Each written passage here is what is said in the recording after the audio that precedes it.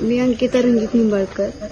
आज सोमवारी आमचा व्यवहार झाला होता. सुंदरबेला आम्ही गौतम शहाजी काकडे यांना दिला होता.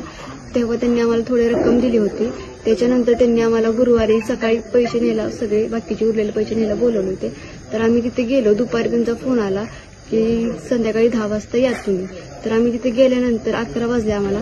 11 पावणे 11च्या सुमारास त्यांनी आम्हाला तिथं बोलवले.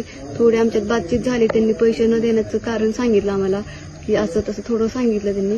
तर थोडी सरांची त्यांची थोडी बातचीत झाली.